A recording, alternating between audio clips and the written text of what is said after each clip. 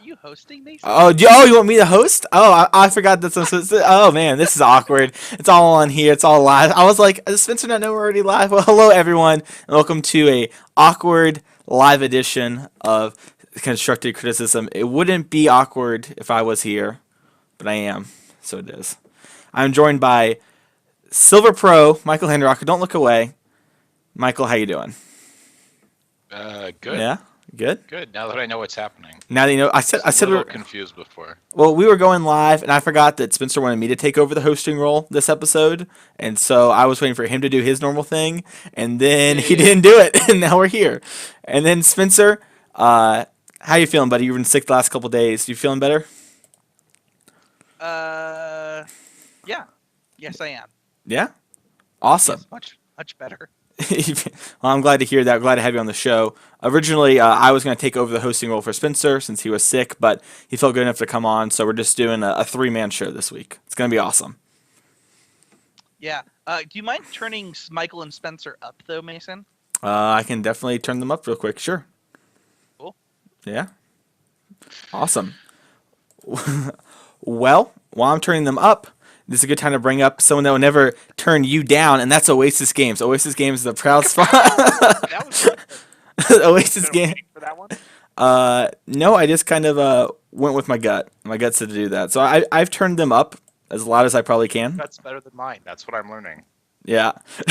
But Oasis Games has all the best card quality and cards in stock. Whenever I need a card, I go to Oasis Games, and 99% of the time they have it, unless it's Sacred Cats. Then they're just always bought out for some reason. But Oasis Games, it's a great place to stop. That's mostly Mason's fault. Oh, I mean, well, it's because I'm always going to buy them. I'm the only one. So I check, and you guys haven't restocked because you're like, oh, I'll get to mail these dollar cards to this guy. It's absurd. But if you want to get cards from somewhere else, like maybe some packs that Oasis doesn't offer. Hey, Mason, turn Yeah. yourself down a little bit. Wow, okay. So now I'm turned myself down. I had to turn up the volume of the computer. So Well, if you make us both talk at once, technically you'll be able to see it on OBS where our sounds line up, but the chat is the one saying this. okay, well, I turned myself down. I've turned you guys up all the way. You're as high as you can go without piercing my ears. So, yeah. But you know what else pierces my ears? To hear that Nikachu's beat me again. And I'm sad to report that's not true. I beat Nikachu 2-1. 2-1. I'm up. I'm up a game. Mason. Yes. Mason, are you lying? I'm not lying. I know, to be fair, I was playing on a friend's account. It wasn't my account. But he has been he was bested. So I don't know if that counts. I don't know where that falls. I just know that I was involved in the game. And he has been beaten. So, for now, that's what matters. Guys, let's move on to the point of the show, and that's hashtag always improving. Because we believe if you're not getting better, you're getting worse. And Michael, you just got back from the Pro Tour. So what was your hashtag always improving moment? I don't know. I mean, I had a pretty good result. Was happy with my play in general. Was happy with deck selection and like draft strategy and stuff. 10-6 is my best finish at a Pro Tour to date, and I'm proud of that. That was a good finish for me. I'm good to hear that. I'm sorry you couldn't finish out X5, but I mean, cats are such a power. I mean, Sacred Cat's such a strong card that it was probably a mistake to not register it for the Pro Tour in the first place. So. Yeah, I did lose to Cat. It was like Cat tribal, but secretly Pummeler in disguise. So the deck was playing like, did it actually play Pummeler, or just a bunch of pump It spells? was just a bunch of double strike and trample stuff and pump spells. Mm-hmm. And that was day 2 of the Pro Tour, correct? Yeah, I think he finished 10-6 as well. He did not draw as well as he did against me in his last 2 matches and lost them both. So. Gotcha. That sucks. But nothing like losing to a Ketra to, make you feel good about yourself and your life. Yeah, I mean, there's such a standard all-star. That's what you hear on all the other podcasts. I'm complaining about Oketra and the power level of it. So it felt broken as it was 35ing me on turn 5. I'll tell you that. Yeah. Yep. Yeah, chat's bringing up the old 65th place. That does suck for Michael there, but that's life. Sometimes you don't scoop to people in the last round of GPs, and then the next week you get 65th. That's just life. It happens. Sometimes people don't ask you to scoop to them in the round of a GP, and you don't know, and yeah. Yep. Yeah. Just deflecting the blame there, I see. Spencer, what was your hashtag? 100%. Spencer, what was your hashtag always improving moment this week? Just watching a lot of the Pro Tour and spending a lot of time with my wife. It's been nice. Winning a PPTQ the first week of the season means that I get to spend a lot of family time. When we were driving to the GP, one of the people in my car, asked me this, like, Spencer, how do you do a podcast and play PPTQs and go to GPs? Like, how do you have time for all this? And honestly, it's just like having an amazing wife. So when I have, you know, time that I can dedicate to her, like it's gonna go to her. And she was really cool about it. I was really sick all day, so I got to watch the Pro Tour in bed, and she came up and checked on me. So, and then all the time that I wasn't in bed, I was spending with her. Gotcha. That's awesome. Well, my hashtag always improving moment was just staying driven. I won my PBDQ for the season this past Saturday, and I had lost in the finals the last 2 weeks prior. So I lost in the finals each week, and it was just making sure to stay focused and driven, and like lose. Like I lost the first round of the PBDQ too, and I'm like, I'm gonna like lose the first round of this one, and then like my friends are doing well, so like if I lose, I'm still stuck there all day. But luckily, I was able to win out, and then everyone that I went up there with, except one person, made top 8, and then me and a friend met in the finals. And he did not want the invite, so he handed it to me. So it was nice to see the work it The rewarded. best So. kind of finals win, the one you don't have to. Yeah. The one where you get to So go much. home. Yeah, Yeah. for real. It was nice. It was awesome. Well, no Patreon question of the week this week, but we do want to give a shout out to some of our newer patrons, and Zach H, Gavin B, and Bobby B. Thank you all so much for the Patreon support. It means a lot. The show will always be free, but we do appreciate the money so we can help put towards the show being better and help pay for Michael and Spencer's GPs and all of that nature to help putting the show. I don't know if I told this story on the last show. So I'll tell it right now. So I met Gavin back at the modern GP in Portland years ago. I think we you were did. playing it. Oh, did I tell this story already? Yeah, and like he was about to get a game loss, but you argued not for him to get the game loss. Yes. Yes. Did I tell this on the show? Yep, you did. Well, I've been sick for 3 days. It's fine. I remember thinking it was a good story. That's why I remembered it. But cool. Well, before we, I just want to give a shout out to Gavin for supporting the show, because I hope that I can make that kind of impression on more people. It's pretty important to me. Before we go on to the next segment, we're going to take a quick technical break. okay, we'll be right back.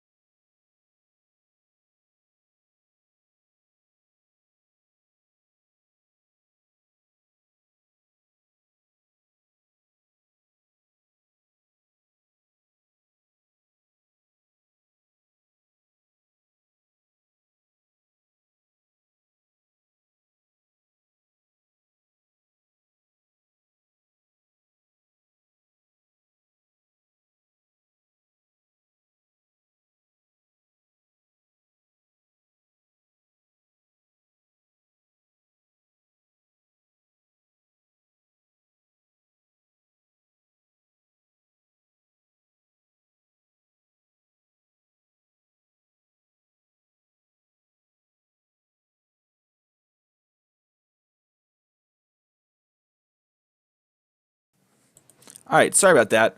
We think we figured out the audio issue for the show, so hopefully that's working better for everyone on Twitch. But normally this would be the part of the show where we do the power rankings. But with the Pro Tour being a mixed format, we don't normally do that, and it's the main thing we're going to be talking about the show anyway. So we're going to skip power rankings and just move right into talking about Pro Tour Ixalan, because really that's the most exciting thing that happened in the past week when it comes to Magic the Gathering. So let's hop right into that, and let's talk about the top 8 decks. Michael, do you want to read the top 8 decks real quick? Yeah, sorry, give me one sec. So, let's see. I'm just trying to find the link in the show notes for the for the top 8 versus the other ones.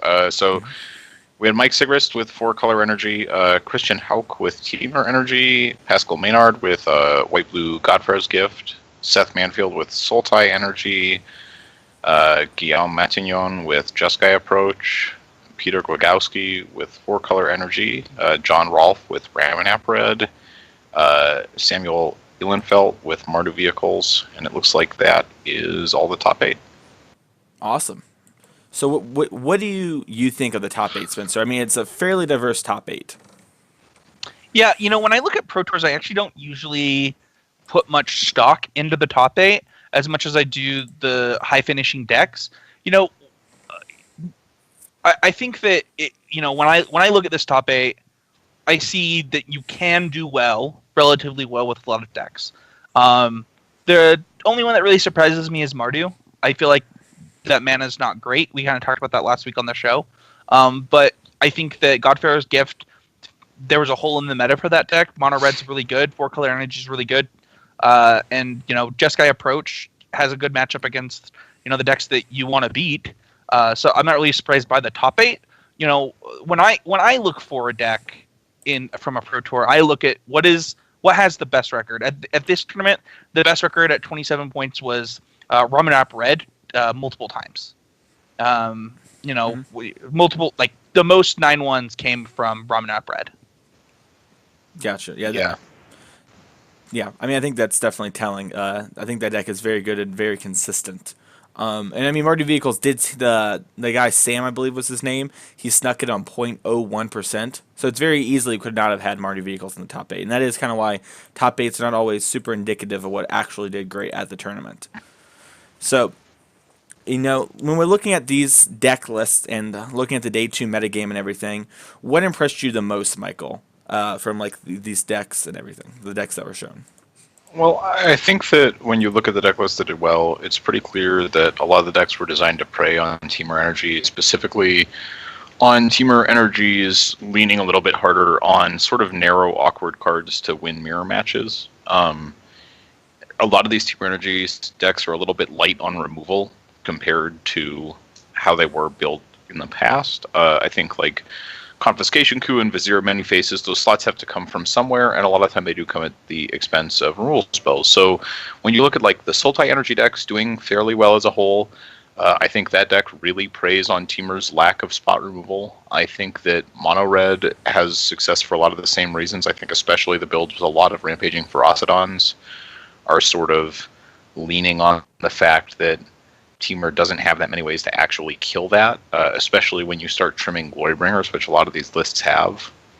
I think that the metagame shaped up really well for decks that sort of took advantage of Teamer's lack of spot removal.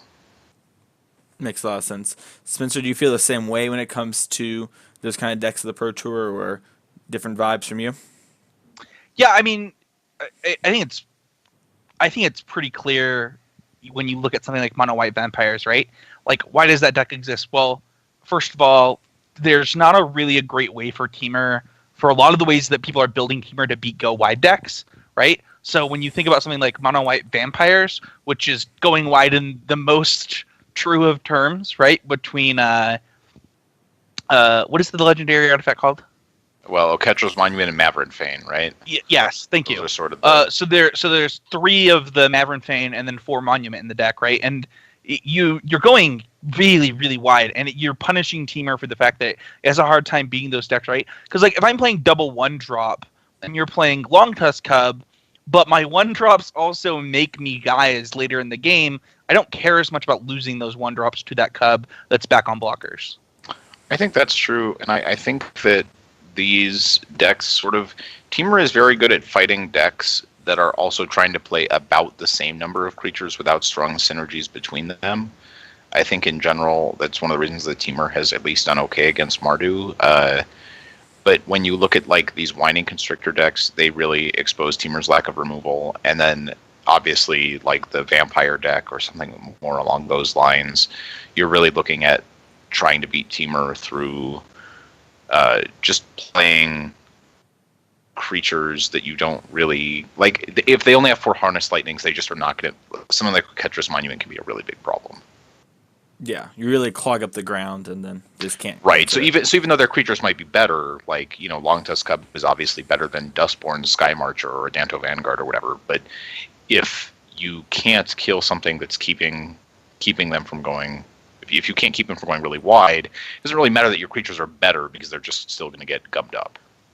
Yeah. Yeah, I agree with that a lot. I think that one of the things that the Temur deck did really well in the past, right, is it like made a huge cub or a huge Hydra, but then it backed up those things with removals to stop you with removal spells to stop you from going wide. When you cut back on the removal spells, all you have is these things in the way, and when you can go wide enough, you can eliminate that advantage. Sure, and obviously I'm certainly not saying that I don't think Temur is good. I'm not trying to say anything like that. I'm just saying that a lot of the things that people do to win the mirror specifically don't line up as well against the decks trying to go super wide or the decks trying to assemble various creature synergies. That's all. Yeah. And that being said, 3 of the top 8 decks were essentially Temur energy decks. So. Yeah, right. So I mean, I'm more looking at like if we're looking at how these decks are exploitable in some way, these are things that you can understand as ways to beat them. Yep. Yeah, that makes sense too. Like as the arms race, like there's sort of like an arms race between Temur players to beat each other. As that keeps escalating, these strategies that are wider and lower to the ground are continue to get better. Which is what you should expect from a healthy metagame. Yeah, exactly. That the tools exist for different decks to be good, and it'll be somewhat cyclical. Yep, and you'll see, even though we'll see a lot of Temur energies out the format, the 9 flex spots they have will change up a lot week to week to week to week. Which is, I mean, what else can you really ask for in Standard? Like, it's not like green-white tokens, so... Yep. That's very true. All right, so let's move on and talk about some of the cards that impressed you most. So, Michael, what was the card that impressed you most from this past Pro Tour? Well, so my perspective is a little bit different, given that obviously I was playing the games, so... my focus is more on the decks I played with, obviously, but also against. I would say the 2 cards in my own deck that impressed me the most were Glint Sleeve Siphoner, which was incredible, and Vraska's Contempt, which was perhaps even better. Mm-hmm. Awesome. So Vraska's Contempt is kind of like, so when it first was revealed, a lot of people thought it might be a too fair version of Hero's Downfall to actually see play. Is it just positioned well enough against Temur and those kind of decks and Hazoret to see play, or what do you feel about that card? It was really just generically good. I ended up playing 3 of them in my main deck, and sometimes wish I'd played a 4th. It was just outstanding. I killed a ton of Hazorets. I killed some Glorybringers. I got rid of a Chandra. I exiled Scrapheap Scroungers, Heart of Kirans. Like, there are just a bunch of things where specifically exiling them was really important. I exiled a bunch of Rampaging Ferocidons that I was struggling to block. You can exile an Earthshaker Kenra, and the life is really critical in the aggro matchups. This card was just really powerful. Mm-hmm. Spencer, what card impressed you most from the Pro Tour? Well, I messaged Quentin Pierce, former host of the show, right before the Pro Tour, and told him that I thought Vraska, the Relic Seeker, might be secretly the best card in Standard right now. And I think I'm right. I think that card might actually be everything. Interesting. So Vraska was my pick also, but not because I secretly thought she was the best card in Standard. I was just very impressed when I saw her in play, because I'd seen some Temur list player, and it made sense in like the Jabberwocky energy lists that wanted to be a bit more reactive for her, but seeing Channel Fireball come and all playing to Vraska's main deck was kind of a very big statement for the card, in my opinion. Honestly, the card's just insane. Like, I have the more I play it, the more I'm like, I don't know how I missed so wide on this card and didn't realize how good it would be. Yeah, so I won a game in the first match of Constructed where I missed blue for the entire game and just went like glint sleeve into something, into like Gantia removal spell into Vraska, and then just plussed it twice, fatal push 2 of his guys, emblemed, and killed him. Yeah, the card literally has won me like more games of Standard in the last week than probably any other card. I mean, it has issues, obviously, namely that if you're playing... it's 6 mana, right? So yeah, it's not like... perfect. Yeah, it's not Elspeth, right? Like, you can't just jam 4 of them and then but, be like... That being said, it has its moments where you're just like, I don't really know how I'm supposed to beat this. Right? Yeah, it's really powerful. The fact that it also takes up to 8 loyalty is such... It's like, even if you can attack into it, you normally won't die, and they can just trade in to kill one of your things and get a treasure. So. Yeah, I mean, I had a couple of times where my opponent like had a Glorybringer or a Hazoret that was able to attack it, and you're just like, okay, plus it again. A card that also impressed me quite a bit from Danny that he was playing, and I think that the Vampires decks are also playing these, was Ixalan's Binding. Mm-hmm. Yeah, that card's shown some serious work. It's very good against against teamer decks and against the token decks too. Yeah, I don't know how we ended up like. Here's a real scary thing for me, like as a person who consumes and creates Magic content and plays a ton of Magic, right? Is that if Wizards is going to be able to make 4 mana removal spells like Vraska's Contempt and Ixalan's Binding that we are willing to play, they're not going to make them cheaper anymore. Like, that will become the standard of these style of effects because we still are playing them. Like, they have to push the envelope in so many directions, right? And, like, right now they're being like, well, are you willing to play this? And we're like, yep. Yeah, and also Ixalan's Binding in particular, though, is very unusual. I mean, it's a 4-mana removal spell, but sometimes it's also secretly like a Cabal therapy. Yeah. You know, it just, like, Danny was playing, I think, against BBD, and Ixalan's Binding a Glorybringer. BBD has Glorybringer as the last card in his hand, and then top decks Glorybringer. And just loses. It's like, well, that was awkward. Did he say easy BBGG? No. But, I mean, probably. Yeah. But, you know, it just, like... So, and kind of like that, like when your opponent plays a Scarab God, and you are just like, well, Vraska's Contempt that. Right? Sure. Like, there are just these... Although they're awkward in that, you know, costing 4 mana is a big cost, both those cards are sort of uniquely powerful in ways that even a card like Hero's Downfall just wouldn't be. Yeah, it's interesting because the fact that it's exile, it really is the most important part because the gods are really taxing. Like, they demand to be answered in that sort of way. And Binding just randomly will win you at games. You just play it, and sometimes it's just like a lot better than you thought it was going to be.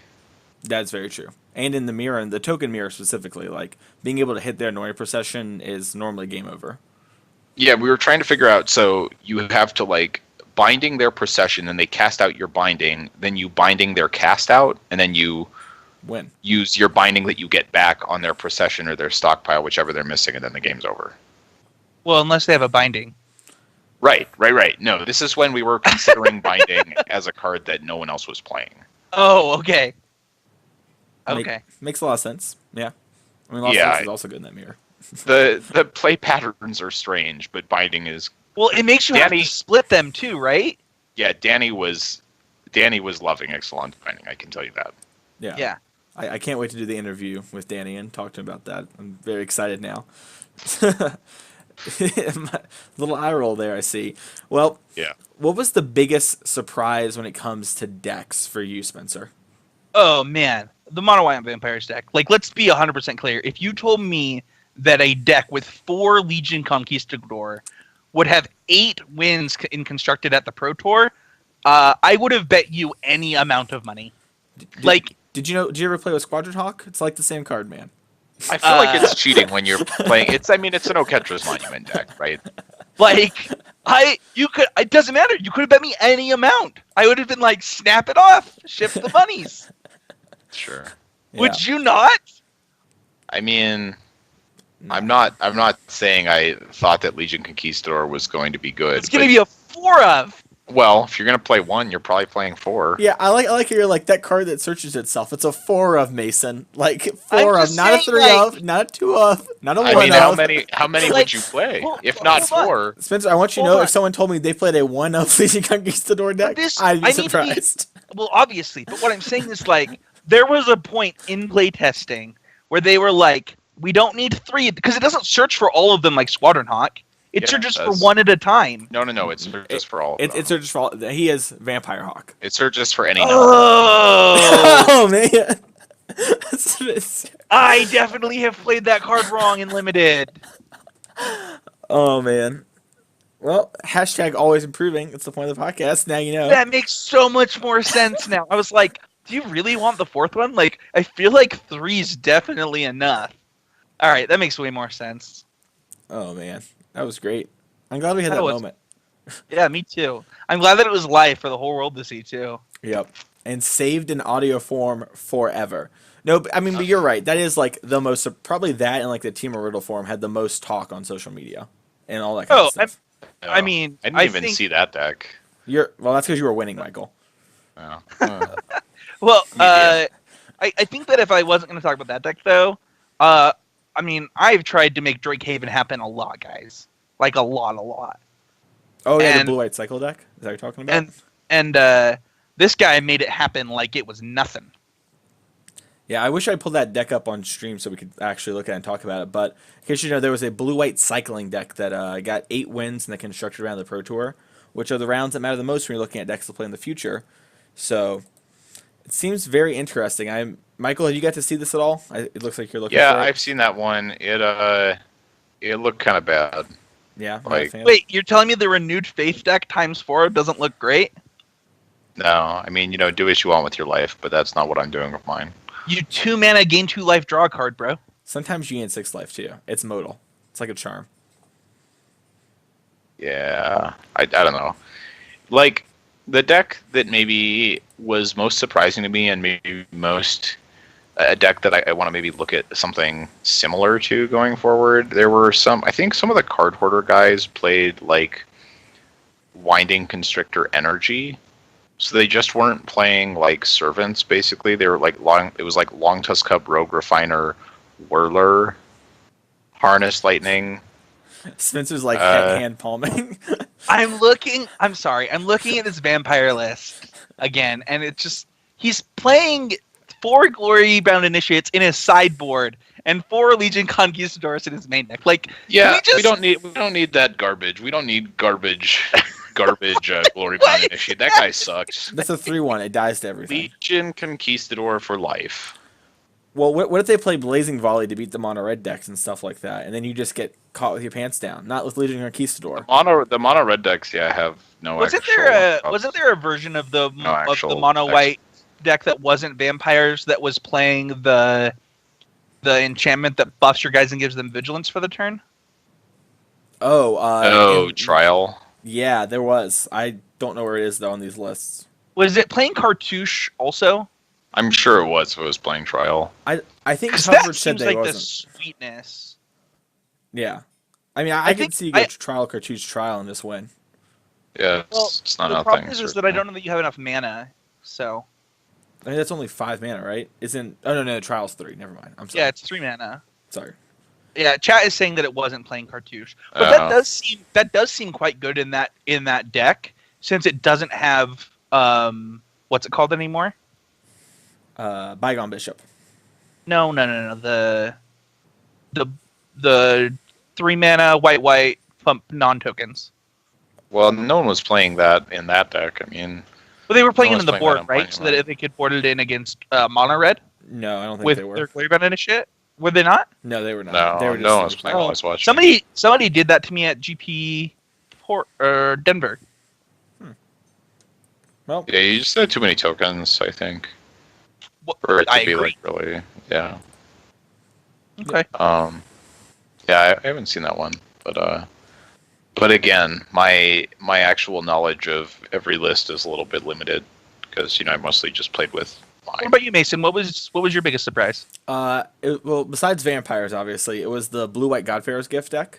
the ones that forgo Gate to the Afterlife in order to just play Refurbish and be kind of more in on that play and have less creatures and just do that stuff that Pascal Maynard piloted to second place.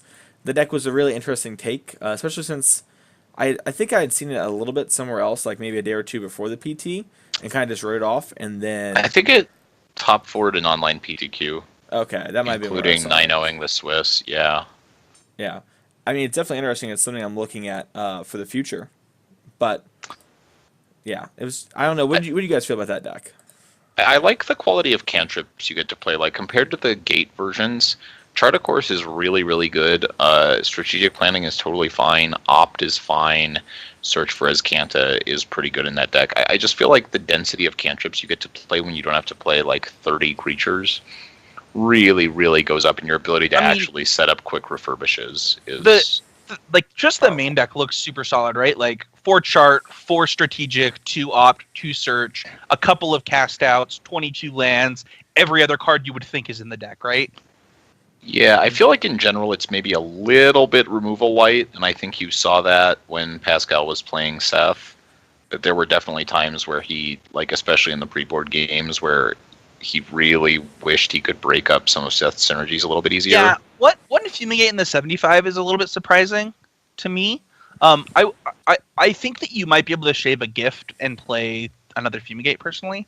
But I don't know. I could be a crazy person. Maybe. I think you're locked into 4 gift for refurbish, but I think you could maybe change the creature suite a little bit depending on how things shape up here. I mean, you could play no Sacred Tats. That would be powerful.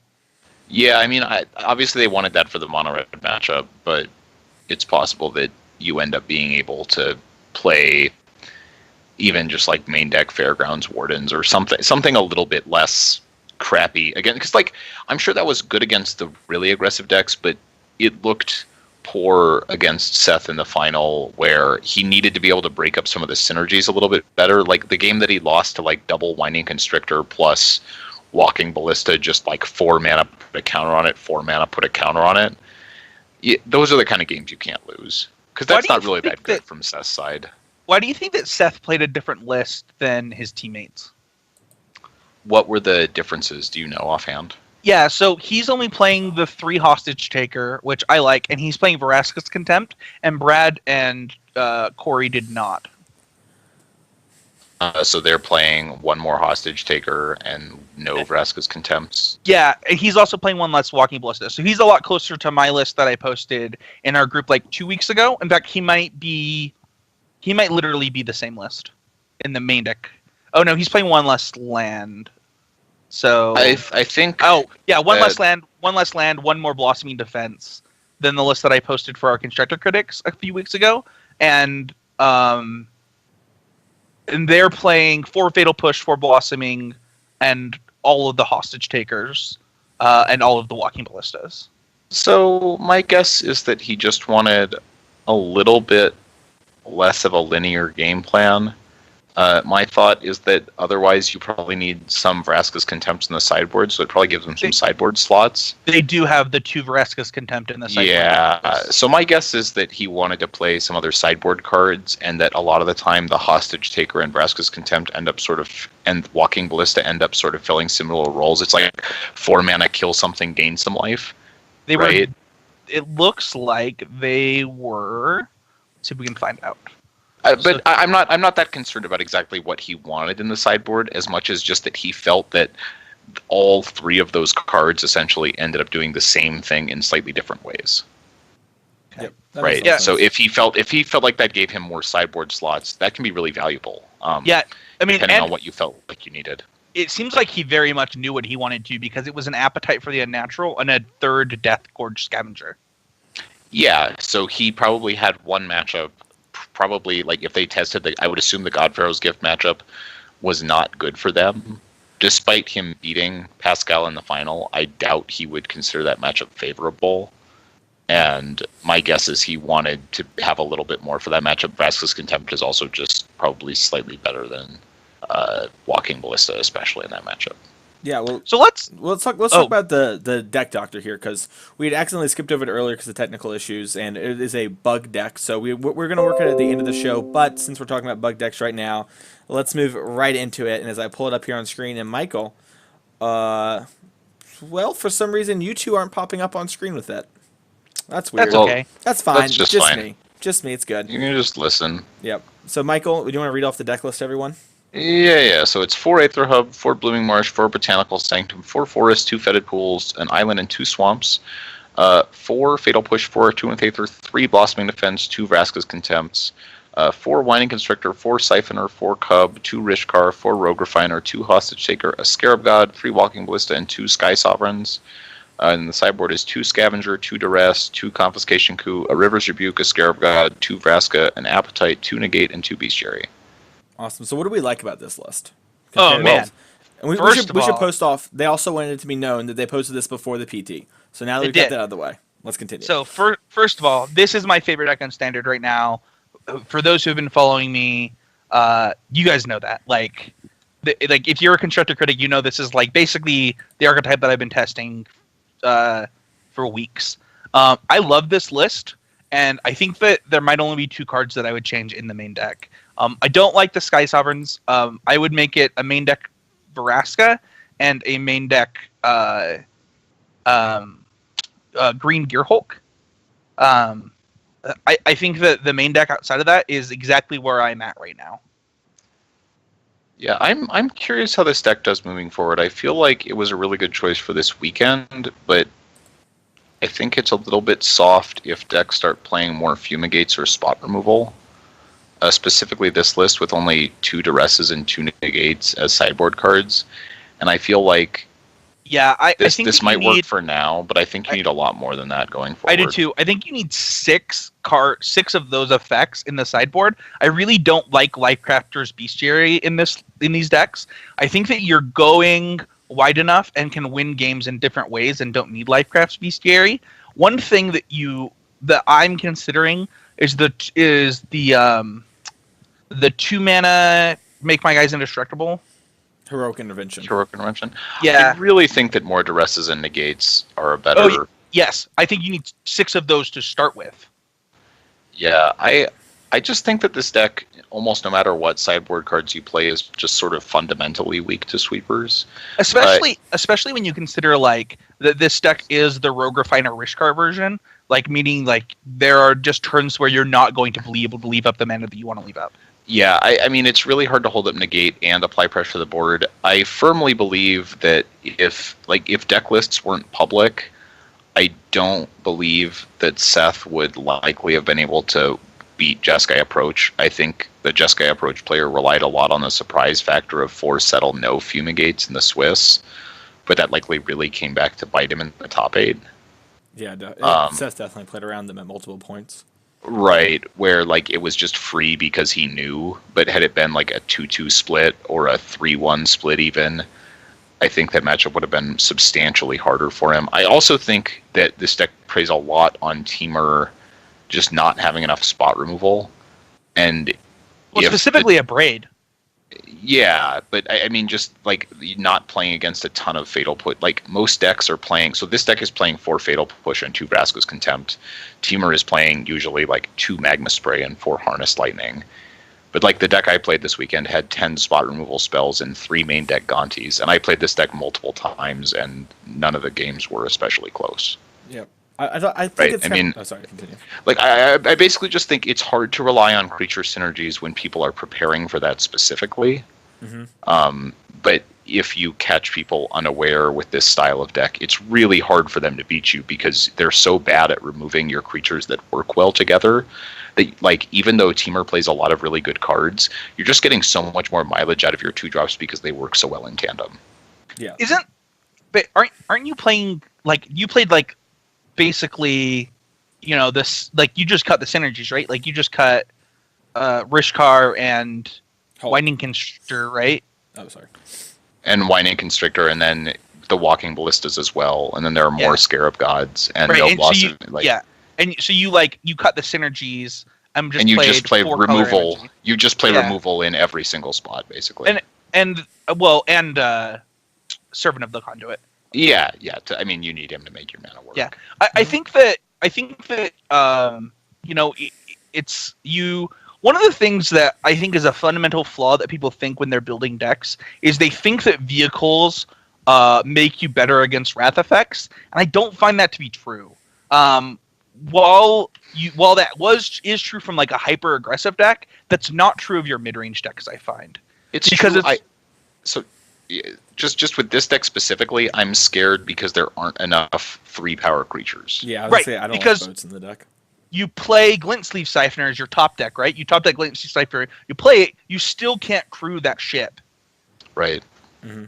I agree. Yeah. Whereas when Yep. you were playing, these aggro decks last year, right? A Planeswalker or almost any of the creatures, if not almost, I think maybe all of them, but Thraben Inspector, which was a Thraben Inspector redraw. would just, Yeah. which was a redraw, and then like it's just kind of awkward because we kind of think that in our heads when we're deck building, but I don't think that that's true in this deck. I agree with that completely, and I also think that a lot of your creatures, like, how much do you really like? So a Long Tusk Cub can be 3-power, but a lot of the time you're not upgrading it by that much, making it into a Sky Sovereign. Mm-hmm. Would you almost like to Right. see Like not all of your creatures. How much are you really upgrading a Scarab God by turning into a Sky Sovereign? Right. I mean, a little bit, but not substantially. I'd almost rather see like a Verdurous Gearhulk or like another powerful 5-drop that fits the strategy than the Skyboat. It does just seem really awkward with how it plays out. I don't know if Verdurous Gearhulk's the right pick, but it's a card that comes to mind. Yeah, I guess I'm just ultimately not really sure why, like, what matchups we're trying to fix with Sky Sovereign, because I think this deck is already quite good against Temur. I think Blossoming Defense against a deck with only 4 to 6 removal spells typically is very powerful. Temur's also really bad at dealing with Glint Sleeve Siphoner. That card is very powerful in that matchup. I'm not a huge fan of the Sky Sovereigns, and I think that then the sideboard likely needs some work too. Yeah, speaking of which, is the Scarab God on the board something that you guys are on board with? Because I'm not really sure why it's there. So I don't like it personally. I don't think that you need help in the matchups that you would bring in Scarab God. I think that your deck is usually built to beat up on those decks. I think that if you take our advice and remove the Sky Sovereigns, it opens up a lot of sideboard slots, right? And if you remove if you remove the Lifecrest bestiaries, make them the cards that are we talked about also. Between a 1 of River's Rebuke, you can remove that Scarab God, make it into maybe like a Nissa or something like that. You're going to find. I think that might help you a lot, just in those, especially considering like in the matchups that you would want Scarab God, it's just a bad confiscation coup anyway, and you already have two of those in your board. I actually don't think Scarab God is actually even very good in the main deck of this deck. I like it as a 1 of. I get that it's a generically powerful card, but I think this is one of the worst Scarab God decks. That doesn't necessarily mean that you should play 0, but I think if you're expecting to be impressed by Scarab God in this shell, I'm almost certain you will not like it that well. Yeah. I quickly cut mine down to 2 as well, or 1 is. Yeah, I remember testing this decks like this and feeling like because I think we started with like 3. And it was just too many. Like we kept playing them in games where there were no creatures in graveyards, because we'd have like Blossoming Defense, the only removal spell on our own guy, and we only had 4 fatal pushes of our own. So you weren't ending up in these long grindy games with 8 creatures in your graveyard. Yep, agree. Well, thank you so much for that Deck Doctor submission. We're gonna go back to our regularly scheduled program now, but I like the idea behind that list. I'm curious to see how those decks perform in the coming weeks. It's going to be very interesting. All right, so let's get back to our program here. So what card do you guys think really came out and put in work besides Attune with Aether? That's my personal spin on it there. Attune with Aether is probably the most... But I can just repeat my answer from literally a year ago, right? Yes, yeah. So when I was going through and setting up the notes for tonight, Spencer tagged me in a past doc, so I would have like a frame of reference. And it was like, what card do you think like did the most work this Pro Tour, where like really came out in force? And Spencer's was Attune with Aether. So it's been a year, still just putting out force every Pro Tour it's in. I'm curious to know how well it's done in every Pro Tour, the last 5 Standard Pro Tours it's been in. That'd be an interesting fact to know, because I bet it's done really, really well. can I say Slice and Twain? Is that allowed? Like, Sure. what is this card doing in people's Saturday Boo. Like, Wait. So this is things that came out and put in work, or things you don't expect to. No, it was came out and put in work. Just like they just Oh. did work. Yeah. okay. That's what you had. And so I excluded a 2 and 3 there. Not Slice and Twain. Specifically, everything but Slice and Twain. Yes, that would be the cards that really didn't. But it was in so many lists. Okay, Yeah. so this is kind of a weird answer because I think it's been great in other formats. Mhm. But I feel like Fatal Push is a lot better in Standard right now than it has been at any point in its history. Between like the density of mono red vehicles and Teamer like killing Long Tusk Cubs, but then also this Whining Constrictor deck. Fatal Push was like I ended up playing 4 Fatal Pushes in the 4-color deck, and it was consistently insane. Yeah, this is something that I talked about in the Constructed Critics group. If you're a patron of $5 or more, you get access to that. I kind of wrote up a report of like the decks that I'm considering for Portland, and like Fatal Push is a huge draw to like because if you can't kill a Long Tusk Cub right now, like you're You bad just against die. everyone, You and just you just die. die.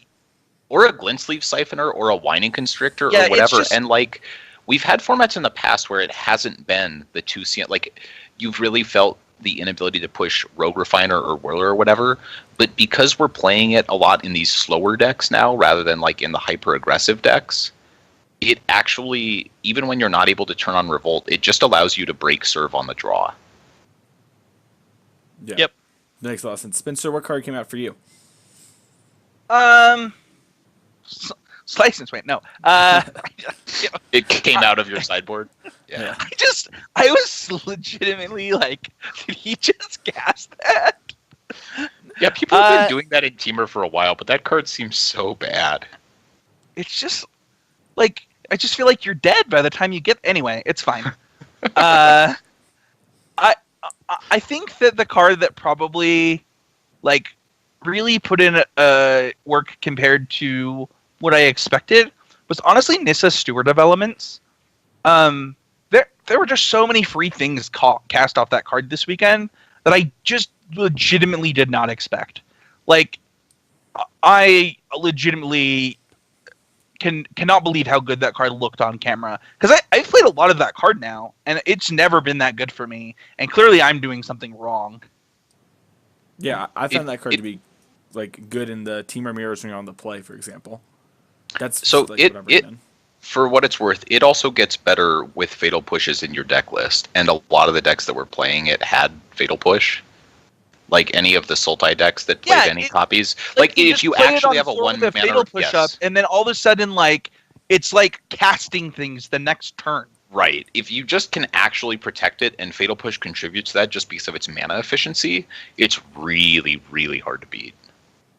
Yeah, definitely. Smooths out your draws and starts drawing you free cards. Very powerful I mean, card. you don't need to draw more than like if you draw like 2 free cards and scry once, and your opponent has to like Vraska's Contempt it, you're so far ahead on that exchange. So Mason, I'm really interested by your answer because this is something that I saw a lot on Twitter, and I am like at a firm disagreement on this card. Oh, interesting. So I put down Rogue Refiner, and the reason is Rogue Refiner has obviously been done work in the Teamer, the 4-color Teamer decks, but you know we saw it show up in some Sultai lists, we saw it show up in the Jabberwocky list. It's just a card that it does its job very well, and it just puts in work every time you play it. You know, you play it, you get another card deeper, you move towards stuff, you get a little energy, and it can normally trade off for another card fairly easily. So I'm curious, why do you not like Rogue Refiner? Yeah, I have been thoroughly unimpressed with this card in testing recently. It just never feels correct to play it when I have other options. Well, what cards are you playing it with? Because that's kind of thing. Because like when I'm playing Teamer, like I play Teamer Black, for example, and like I play it and I use it as like a curve filler. Like it's my 3-drop. Right. It sets up for a Hydra or a Chandra. So you have the option, right, to play that or Whirler or another Long Tusk Cub, you know, or leave up a removal spell. Like, what do you prefer to play? Well, So- so personally, like if you're on the play, you want to play Rogue Refiner, right? Like If I can give input, yeah. a lot of the time what I would use Rogue Refiner for is when I thought my opponent was holding up removal, and I wouldn't be able to like make as many tokens as I wanted off the Whirler. Sure. Yes. I would play the Refiner to be energy filler, so that when I played the Whirler, I would already have 6, something like that. Yeah. And then it's just really good in the late game, just because it's a redraw and a body. Yeah, that's exactly right. That's I'm not saying the card is bad or that you should cut it from your deck. Just people were like talking about banning it on Twitter, and I was like, that's "What absurd. is happening?" Nothing should be banned. And People just like to talk about banning things. if you want to get a hot I ban, don't I think know the only why. thing good ban is a tune to kill the deck. By the way, but. You can't. God, But no, I'm that not would be saying the you should. worst. I'm not saying you should. If you actually ban Lay of the Land, you should just stop Making magic I cards don't because know. clearly It's embarrassing. I'm in full agreement with you. I don't even want to have the ban talk. I know I'm gonna have to listen to it all week on other podcasts, but you know it's what also really surprised me is this Michael Hinderarker only playing 3 Harness Lightnings. What do you think the reason for that was, Mason? Well, some people, they're in a scramble the night before the Pro Tour. They don't really know what to do, and they might misregister their deck list and submit Wow. it, not realize it till the next day. You want to know the actual reason? Oh, do you think you know what that Michael Honderocker dude did? I mean, if you think I've you met him know, a then couple of I mean, times. sure. Because it's the worst removal spell in the deck by a substantial margin. Okay. Well, we'll have to ask Michael. Hot take. Harness to ask Lightning this is the Michael worst dude. removal spell in that deck by a substantial margin. No, but seriously, so you play Wrath's Magic Mike. Contempt, Fatal Push, and so you just don't have a lot of energy producers. Like, I haven't looked You at your don't deck have- list since. No, you sent it to I me. mean, it's mostly just that you need Fatal Push to break serve, Mhm. and Vraska's Contempt is maybe the best card in the deck straight up. Okay. Like, I would consider trying to play 4 in the main deck. It's, That card is really, really good. I'm telling you, when your opponent spends the whole game trying to play a Hazaret and finally plays it and then attacks you with it, and you're just like, okay, exile it, I'll gain 2 life. The game is done. I believe that. Harness Lightning is a fine spell, but Fatal Push is way better for curve filler. It allows you to sneak tap lands in there without it feeling like as much of a cost, and Vraska's Contempt sort of serves a different role. So Harness Lightning is like Fatal Push 5 through 7, Mhm. and then Vraska's Contempt is like your nice Scarab God. It's my turn to have the Scarab God. Get that out of here. well, we'll have to ask Michael Hinderreeker what he thinks on another episode. Okay, yeah, definitely. That's interesting. Okay, well, let's move on to what's the next card here? I moved on my notes trying to find Michael's list here. Oh, here we go. What saw a play that you don't expect to keep seeing play going forward? And I'll start with this one. I don't think the mono white vampire deck is probably going. I mean, like you're going to see play because it's the mono white vampire deck. Oh my gosh, it's so cool. Because you get to blah, play 4 Legion Conquistadors in Standard, and there's just something great Well, about that. It's basically Callblade 2.0, but yeah, that's the real reason why. But no, I don't think that deck is probably going to stand the test of time. I don't know if that's something like maybe that's a hot take, but I don't think that deck is doing enough powerful things to actually be a real deck in this standard format. Spencer, you're kind of like dancing your head. I As someone that said you should be embarrassed to play Thraben Inspector, how do you feel about this mono white vampire deck playing Legion Conquistador? So I have been known to play my fair share of mono white silly aggro decks for funsies, Mhm. and there is this. I think this deck is good, man. So I'm going to GP Atlanta next weekend. So you think that in day 2, I'm gonna I'm walking around between my round, and I'm going to see people playing the mono white vampire deck, multiple people. It had 100% conversion. All right, I still haven't found 2? it was 5 That people, is- Michael. It was 5. 5 out of 5. All right, 5 out of 5. But didn't they all 3-0 and 2-1 limited? That's what I had heard. I don't know their lives. I want to But know their constructed ratings. What I do know is I think that if you held a gun to my head and say, Spencer, you're gonna play a match for your life against Teamer right now, and you have to pick between Mardu vehicles and mono white vampires, I'm probably picking mono white vampires. What do you want me to tell your kid when he's older? That is Daddy dad. loved Legion Conquistador too much. Your dad didn't know how to use Legion Conquistador. You kept searching up one. And then you draw the other one for turn. Oh, man. Hashtag awkward moment. All right. Well, I also I'm not a huge Marty fan. I will say I am a huge Sam. I can't pronounce his last name fan. I liked how he was like very open and all that kind of stuff. But that's a different topic for a different day.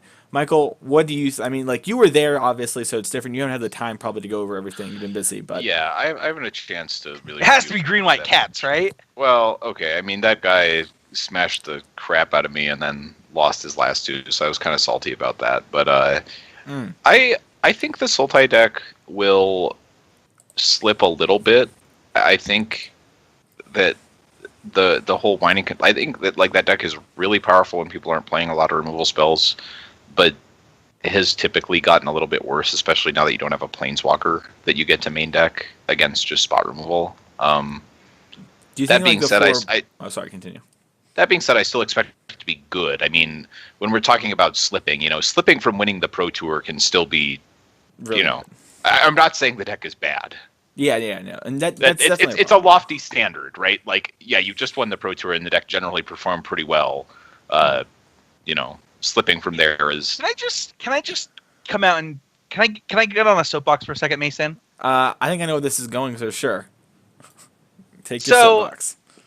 Like, we all know if you look at the first 2 pages of top decks that there's 0 tokens list on there, right? Yep. Yes. There's literally 0 tokens decks. 0 had enough wins to make it on the first 2 pages. 0. Stop playing this deck. It is not good. There we go. So this was that was a deck that Danny ended up playing that I strongly considered, and ultimately my fear is just always with that deck that if someone decides they're going to beat you, there's nothing you can really do about it. Like, if someone is a psychopath and, decides to register multiple Rivers Rebukes in their sideboard, like BBD, they're, like, it's just bad times for you. And there's not really much you can do. Yeah. I don't know if I would go as far as to say stop playing that deck. I played a lot of tokens last format, and I have not played any tokens this format. That being said, I still think it is probably a reasonable choice. It's just, like Michael said, if someone wants to beat you, or your draw doesn't come together quite that well, you will just die. So that's definitely a negative to the deck. What I was going to ask Michael about the Sultai deck, though, is I was going to say, do you think the 4 Blossoming Defense, like coming into that 4, was a big edge for Seth at the PT? Because I've seen a lot of lists with 3 and 2 and stuff like that, but having the full 4. I know that a lot of the original SCG lists, which this looks like it's pretty close to, were playing the full 4. I think they were all playing the full 4. And I feel like when your opponent only has basically 4 Harness Lightnings and a couple of Glory Bringers, and maybe they can Magma Spray your cup once, they kind of get one shot at breaking up your synergies. It sort of reminds me of this limited format in a way, where a lot of the time your opponent will enchant some creature and you basically get one chance to kill it or you're going to die to it. And that's sort of how these guys are. So I really like maxing Blossoming Defense because I feel like in a lot of games your opponent has one shot to break up your synergy, and if they can't do it, it's going to run them over. It's very fair. I feel like ultimately Blossoming Defense is just one of the most powerful cards. It's also just insane in the aggro matchups.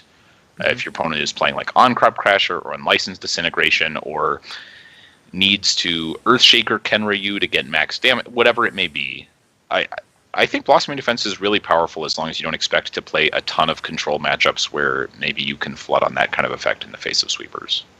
Very reasonable. So, we've gone over that kind of stuff. And I just want to say before we move on that I really like this standard format. I think the games are a lot of fun. They're very interesting. They're very interactive. I have had a blast playing this standard format. It's one of my favorite standard formats I've played. It's not up to the greatest yet in my mind, but I've really enjoyed it. And if the game's really fun, I'm okay with energy style decks being everywhere. I think that's cool, and all that really matters to me is the games being fun. And there are definitely games that are very not fun with the best decks last couple formats. So it's nice to have a fun format where you interact with your opponent and get to do all that kind of stuff. Isn't this literally the same format as last time without Gideon? No, so yeah, but last that sounds like a major improvement. Yeah, it's just like Gideon? It's the format that we loved, except we got rid of the card that everybody hated. Yeah, Like, Gideon sucks. That's true. this Yeah. format Good is like, riddance. and like, this format's great. Is there people that saying that they don't like it that actually play it? I don't know if they actually play it, but there are definitely people that don't like it, and there are definitely people that are talking about, oh my gosh, it's 51% People of its energy. But people really just love to hate complain. Attune but, with like- Aether. People like have an irrational hate of that card. I think that Attune with Aether in combination with that many fast lands actually makes for a lot of really fascinating sequencing decisions in the I early do game. too. Can I just say, Mason? You gotta cut down on your podcasts, man. Yeah, Like, you gotta cut down. You listen to too many podcasts. I don't know. I look around and I see things too, but I mean, I don't know. Maybe I'm just in the wrong corners of the internet. Maybe that's just that. Who knows? Yeah, you gotta follow people and That are positive. and do things with people that uplift you, man. That's all I'm saying. Alternatively, just don't use your social media. Spencer, are you saying not to hang out with you because you put me down for pineapple pizza all the time? That my listeners put you down for pineapple pizza. I say nothing. Oh, okay. Oh, I didn't shoot the gun. I don't know that I I just ordered the believe that. guy. Yeah. So yes, Michael's in the chat. He knows where it's like. I'm like, hey, I'm on Skype whenever you guys are ready, and then you're like, you're so needy. Calm down, Mason. Maybe that happened like an hour ago. Who I knows? feel like you're cyberbullying me right now, Mason. I feel like Now I'm we know how cyberbullied every Austin week. feels. Yeah. Austin retaliating. Yep. This is how I feel all the time. Yep. Well, guys, I think that was some good talk.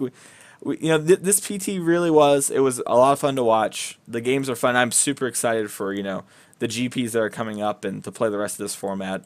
With the cyclical nature of it, it's super awesome. We're going to see a lot of cool sideboard cards and stuff like that. And that's all I can really ask for a standard format. So thank you so much for talking about all that kind of stuff. If you want to find Spencer, you can find him at Spencer13H on Twitter. You can find him on Modo at Spencer13Dev, right?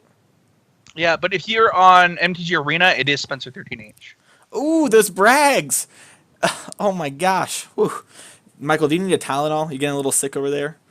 Spencer's bragging pretty hard there. All right, and so if you want to find Michael, you can find him at MagicMikeMTG on Twitter. Wait, What? sorry, what was the... I He was got saying really confused. he got into the beta, is what he was saying. Yeah, but why do I need a towel? You need a Tylenol because those are some Oh. sick brags. You might get caught a cold. Oh, okay. Sorry. Yeah. You're good. It's all right. It's all right, man. Okay. Sorry, I thought you said it. I was confused why I would need a towel. You're okay. Well, I don't know, man. Maybe take a shower or something. You need a towel. I don't You're judge. good. I just was confused. That's good. It's fine. And you can find both these guys on the Constructed Criticism Facebook group, on the Constructed Criticism family on Facebook. They'll be happy to talk to you. You can also find them on the Constructed Critics if you're a Patreon. And you can find... Patron of $5 or more. Oh, sorry. I'm sorry. My bad. Patreon of $5 or more. I'm sorry, Spencer. I'm not as good as this issue. I'm a merely bronze pro when it comes to hosting. And you're a Lack platinum. of natural talent. Whoa! I am definitely not a platinum pro when it comes to podcasts. Well, when it comes to your podcast outro, I guarantee you're a platinum pro. And I think you're the only platinum pro. You're the Finkel of the CCMTG outro. True or false? Hall of Fame vote? Yeah, Michael agrees. That's 2/3. So humble, as the only platinum pro. But seriously, you can find those guys there. And if you're a patron of $5 or more, you can join the Constructed Critics group. Always try to get conversation going there. Michael and Spencer are really quick to comment something helpful, and I'm really quick to post a GIF. So you can find us all there, and you can always support the guys with the Patreon. The show will always be free, but we do appreciate the money, and we thank Oasis Games and Fusion Gamings. Yeah, well, listen, Spencer, I stumbled. Don't laugh at me. I don't need. No, I like the we appreciate the money. I thought that was great. It's like that's just The truth, show right? will always be free. It's just like cold hard facts. Yeah, the show will always be free, but if you want to hand us some dollars, I mean, if you go want, for it. if you feel the show has given you enough value that you want to give $1 or something for a month, even just 1 month, it means a lot. there was a player at the GP that kind of was talking to Danny, Michael, and I. He listens to both shows, and I'm the worst. I usually write down listeners' names when I go to GPs, and I didn't this time, and I'm so sorry. But this guy, you can look it up. He crushed Danny, so just look at Danny's round 3 opponent. That was the guy. Yeah, use MTG low project and then compare me versus Danny. Oh! Wow. But he says, you know, when I finally cash the GP, I'm going to become a patron of the show because you guys have given so much to me that I want to give back once that happens. And I think that's really cool. Like if that's like the kind of value that you're looking for and you feel like we're helping you get there, like we really appreciate that. That means the world. Yeah. And I mean, and it helps with other shows too that might be coming to the network, you know. Spencer knows. You can just say it. I was gonna let you say it. I mean, you like it's your network. I was gonna let you do it, even though I think it's awesome. But I want you to talk about it. You know all the details. Yeah. So we are adding. I talked about it a little bit last week. I didn't want to announce it until it was final. But we are adding. Oh my gosh, my head hurts right now. Proving combatants to the network.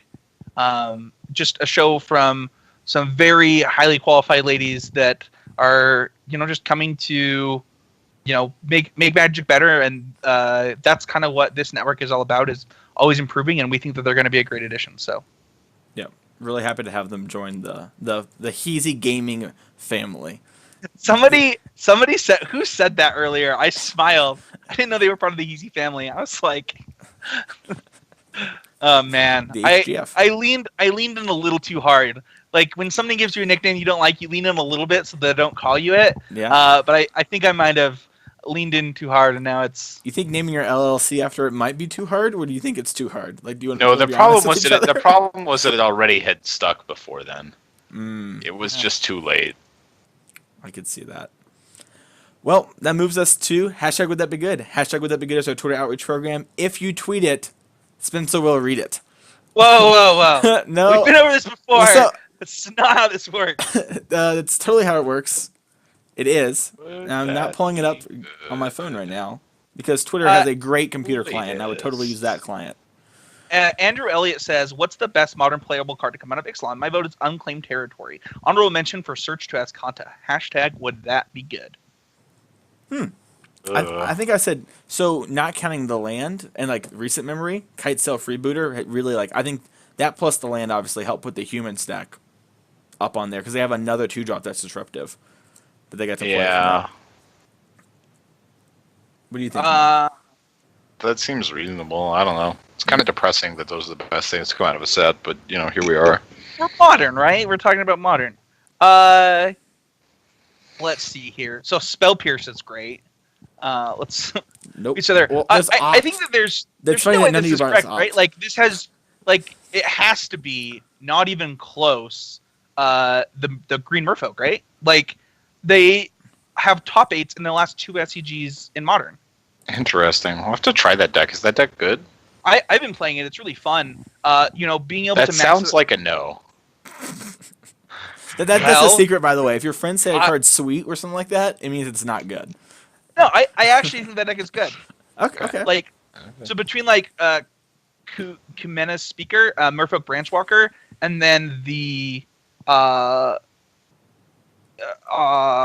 what is the 3 mana that makes things cost more? The bad Cure the Glass Spinner. Copala. Yeah. No, I think she's better. Well, you can at least split them. Yeah. I mean, if you would play multiples, you can definitely split them. No, because it gets pumped. Right, that doesn't matter. But that's not why you play those cards. You play those cards to protect your things, right? And it forces them to have 2 spells. And they still have to have 2 spells. That's not what they just pay mana. What do you mean? So if you play Kupala, right, and you have a Fatal Push in hand, well, which ones are in the top 8 deck lists right now, Mason? I think both are. Not in the main. Okay, well, you know, decks top 8 all the time and they're wrong. According to Spencer, you should be embarrassed to play Thrave Inspector. I think you should be embarrassed to play Kupala over Kira. Kira's just better at that role. Kupala, whatever. Yeah. All right. Kira, whatever. And Both. Pikachu might say differently, Merfolk, whatever. My answer is the Merfolk. I think that's the answer to this question. Kite Sail Freebooter. Collins Mullins. And he's on his podcast. He's counting it. He loves it. All right. Oh, what podcast is he on? Let me double check the name real quick. But I believe it's the MTG Grinders is his podcast that he does with his friend. Let me double check. Oh, it's like him and Rudy and. No, it's not Rudy. Well, that's MTG Grindcast. MTG Grindcast. Yeah, MTG Grinders is Rudy and Ken and Grace. It's not Rudy in there. Oh, it's not MTG, that one. Yeah, it's MTG Grindcast. So Those just sound too similar. One of them should sue the other one. definitely, it should be Collins because his is better. All right, on to the next one. Shots fired. It's just true. I mean, Mason, I but don't think you're Colin, allowed I mean- to host anymore. Nope. That guy has been on a tear lately. He has some really good results. yeah, I mean, also it's just preference, right? Like some people like the Goldfish podcast, and whatever. All right, Oh my gosh, Mason! all right. I'm just joking around. I'm just joking around. All right, what's the next hashtag? Would that be good? Part see. 1 of 3 to celebrate Pro Tour Ixalan has gone live. Alex Kirby tweets, and I believe it is the Friday Finance. Yeah, on constructive criticism. You should definitely check it out. He's also got a Patreon. He wants to move into video content, things like that. We are glad to give him a platform, and you should definitely check out Friday Finance on constructivecriticism.com. Most definitely. Very well written. Uh, I think he just put up the last one too for that series. Yeah, I think there's another one. Adrian tweets, went 2-1 with his pile, hashtag Dino, hashtag would that be good. This deck has a lot of 2-drops, triple Tillinolli's Knight, triple Fathom Fleet Firebrand, Merfolk Branchwalker Drover, Deep Root Warrior. He's playing a Cobbled Wing, so that's not good. But Quad Thrash, Format. kind of. Uh, Quad Thrash of Raptors seems good. Captivating Crew seems good. This deck is Yeah. awkward, but it's not. It's powerful. Like the fact that, generally, if Here you it end up is. with triple Fathom Fleet Firebrand, Quad Thrash of Raptors, I mean, you're in the right color. I can tell you that. I finally yeah, found it. I'm gonna say that. Yeah, that's true. This deck is kind of playing too many 6-drops for me. Like I'm more than on- 0. No, I think that one Colossal Dreadmaw is often okay, but I don't know that I would play the second one in this deck. Yeah. The filler in this deck is kind of sketchy. You have Yep. double Frenzied Raptor, a dual shot, double Dreadmaw. I like a crazy dual shot in the Ixalan. main list format. Maybe with this deck. I don't know. He has so many 2-drops. The best PT Ixalan, well, that's not how you spell PT Ixalan, Andrew. Moment was Marshall to Paul and LSV. You have 8 Pro Tour top 8s between you. Can't stop laughing. LOL. I'm assuming those are all LSVs. They they are in- LSV. Oh, that's a dagger, but a good one. He did that a couple of times. There was a moment where somebody asked, or maybe it was Rich, somebody asked Paul if he was the reason that Team Channel Fireball didn't have 6 Hall of Famers on it. I was like, Oh, wow. man. Yeah, I they kept making fun of appreciate- Seagrass too for that. I appreciate the daggers. That's good. It's like, It's just a good time. Yeah. to be fair, one of the most awkward moments from the last Pro Tour was when they're doing the LSV Paul moments, and they're asking questions from the other person, and the last question to Paul was from LSV. It was like, "What would your first Pro Tour top 8 have meant to you had you gotten one?" And Paul literally starts to cry. I learned a lot about Michael in the last show, and he's laughing a lot at things that are really personal. That's just funny. That's just funny. You can't dagger each other a little bit. What's the point? That's a good point. Good point. All right, and I think the last one here is negates in the main deck of Team or Energy. Hashtag would that be good? Hey, What? you skipped mine. Oh, I'm sorry. Let me rewind here. Get ready, everyone. New podcasting coming with Combatant MTG. Hashtag would that be good? Hashtag always improving. That is the podcast Mr. talked about earlier with Chantel and Teresa Foe and all them. And very excited to have it on the network. It's going to be awesome. I heard that Sarah, who is Sarah, so Alexander Hain is Sarah's boyfriend. I don't know how I'm supposed to say that. I'm supposed to reverse it because people like with women, they're really rude and they always be like, "Are you here with your boyfriend?" But basically, every time you see Alexander Hain now, you should be like, "Oh, are you Sarah's boyfriend?" Like, are you here with Sarah? Like, anyway, it's funny. They talked about it on First Strike, and I laughed like hysterically. But I hear that she's like insanely good at Magic. Some people say that she's better than Alex, so definitely something to check out. That's high praise. He's quite good. And he's really good. And I hear she's been putting up awesome results. We've had Chantel on this podcast. I know Teresa was just at the last Pro Tour. Yeah, she's good. I've had encounters with her a couple times now. Yeah. We've crossed So, paths. I don't know the fourth person on this cast. I've never heard of them before, but She's from England, right? oh, is she the one that's from she, England? I think she won the English national championship. Oh, like, in the awesome! last There you go. month or so. Sounds Yeah. If I remember sounds like a correctly, so- stacked freaking Yeah. podcast. Yep, definitely. But let's go back to negates in the main deck of Team Energy. Hashtag would that be good? No, I don't like this. So here's the thing: is the reason that Teamer is so good is because it plays like mostly cards that are good in basically all reasonable matchups right now. And while negates are good and like can be used in a lot of matchups, there's not a purpose to put this in your main deck at this point. Yeah, it's pretty bad in like a number of matchups. Specifically the mirror. It's like really miserable, and I get like not wanting to play a bunch of stuff that leans really hard for the mirror, but negate is like too far the other direction when you're still playing the most popular deck, I think. I board in negates on the play in the mirror. So in the boarded games, things change a little bit, but I feel like in the main deck, there are way too many games where your opponent literally will not cast a spell you can counter with it. Sure. Yeah, it's interesting. I do not normally bring in negates in the mirror, but that's the show. Spencer, thank you. Whoa! You skipped our last segment. Did I skip the last segment? Yeah. Hashtag Michael, what'd you learn this week? Oh my gosh, I'm the worst.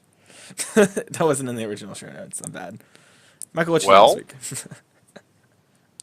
I learned that, I learned that we're getting a new podcast, which I'm excited to listen to.